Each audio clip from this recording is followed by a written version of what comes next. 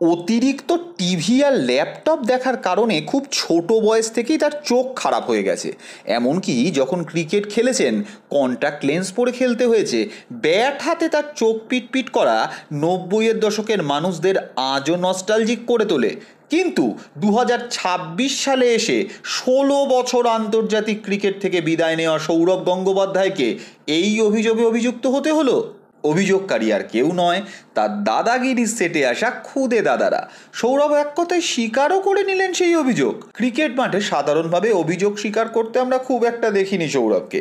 বারবার ম্যাচ পানিশমেন্টও পেতে হয়েছে তার জন্য। কিন্তু টিআরপি বড় বালাই। তার জন্য যে কোনো অভিযোগ স্বীকার করে হাততালি আর হাসির ফোয়ারা ফুটিয়ে তোলাই সব থেকে বড় কাজ। সেখানেই তো একজন সঞ্চালকের মাহাত্ম্য। আর এই কাজটা বছরের পর বছর কৃতিত্বের সঙ্গে দাদাগিরি সেটে করে আসছেন সৌরভ গঙ্গোপাধ্যায়। কম্প্রোমাইজ শব্দটা যার জীবনে অমাবস্যা চাঁদের মতোই অসম্ভব ছিল, চ্যানেলের দাদাগিরির কাছে ঘাড় নোয়াতে তাকে সেই পথেও হাঁটতে হয়েছে।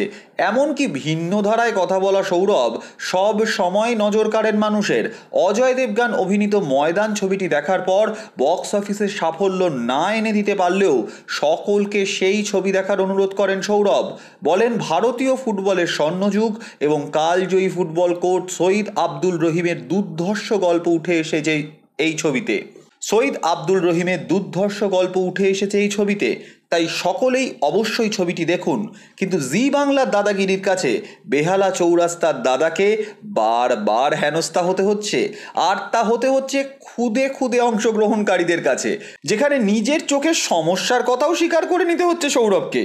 এই সপ্তাহে আসতে চলেছে দাদাগিরির এই বিশেষ পর্ব।